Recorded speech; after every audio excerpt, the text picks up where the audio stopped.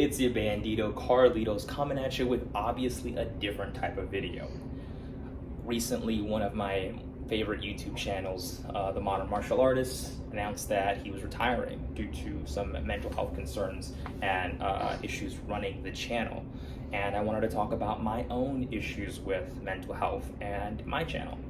And to start off, you may or may not know, or just kind of realize that I've been taking a bit of a break from content creation, social media, and jiu-jitsu as a whole in order to really focus on fatherhood. In addition to my professional career, which I feel like I didn't necessarily prioritize as much as I should have over the years, just in order to keep jiu-jitsu and the channel as large and as a part of my life as they have been over the years. And that's really allowed me to assess and come to realize just how mentally unhealthy I was, and how those three things, jiu-jitsu, content creation, and social media, were either exacerbating or acting as distractions from my own mental health struggles and just issues that I needed to confront for myself. Now, to give you some background, I got my brown belt in 5 years. Very fast turnaround. I started training jiu-jitsu when I was 17, originally out of Los Angeles, California, training under Eddie Bravo, Marvin Castell, and I was very, very much adamant that that was going to be my lifestyle, that was who I was.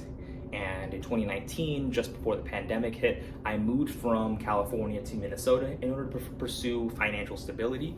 And as I became more financially stable, I grew farther away from the lifestyle that I had lived previously, as well as, what I felt like I needed to do and be able to do in order to be one of the, top guys, or be one of these up and coming guys that, could compete with the best in the world.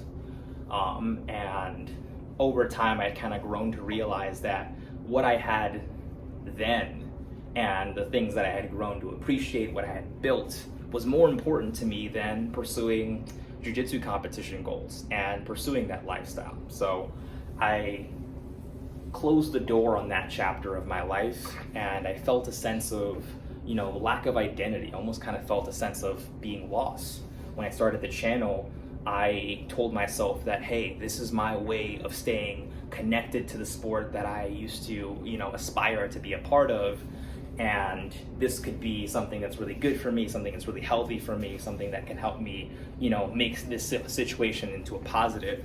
And it ultimately became the same trap and the same prison of identity that being a jiu-jitsu competitor was for me.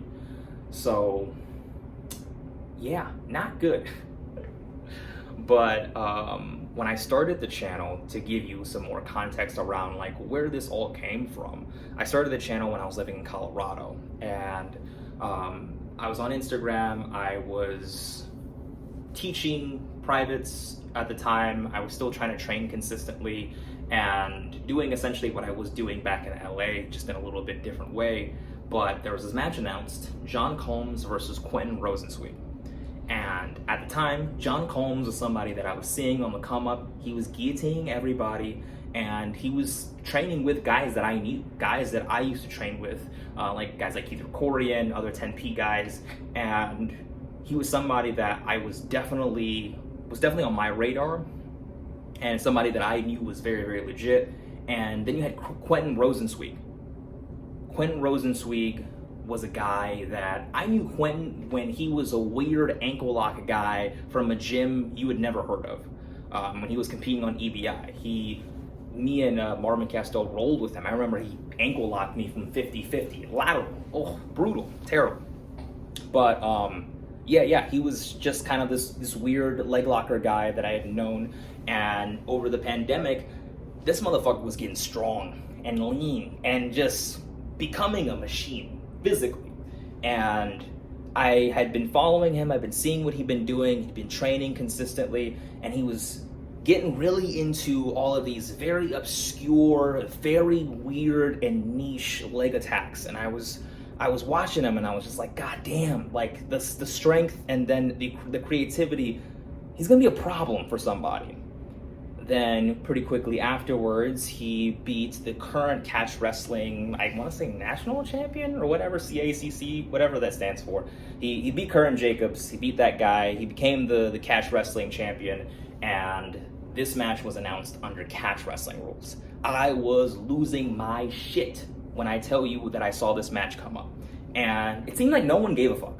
It seemed like no one gave a fuck except for me that this match was going on. And I'm like, you know, so I took it upon myself to, you know, make a video. I made a video on John Combs, made a video on Quentin Rosenzweig.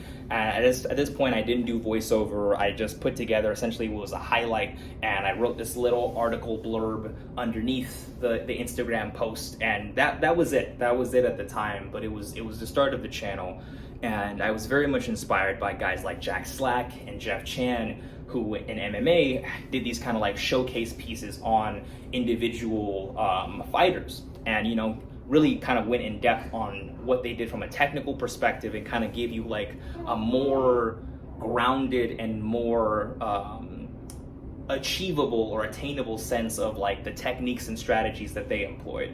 And I wanted to try to do something similar to that, or my own version of that, in jiu-jitsu. And that's where the channel originally came from. Now that I've kind of taken this break and very much been in my my Hinata bag in terms of self-care and self-love, and I'm finally kind of feeling the fruits of those efforts, I feel like I'm in a much better position to make art from a more well-rounded perspective.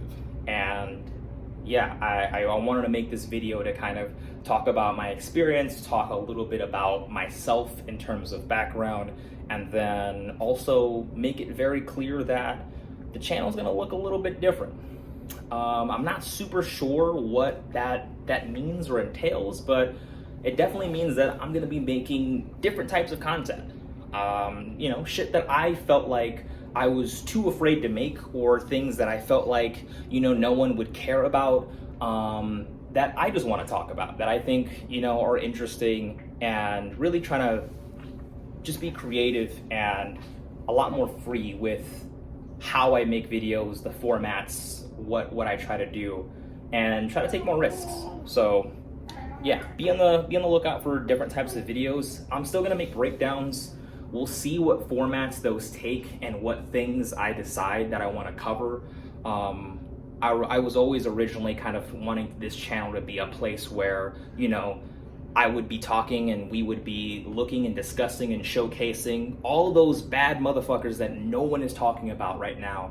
But at this point, now that I've come to this much healthier place mentally, I want the channel to be more than that. So yeah, I'm not sure entirely what that looks like, but I know that I want it to be more, and I would appreciate, you know, your support and your viewership, you know, as I kind of figure that shit out along the way.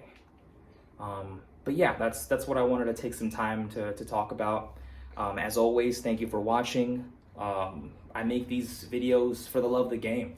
And I appreciate all of the love, all the support, all of the views, like, comment, subscribe, all the shit that you guys already do.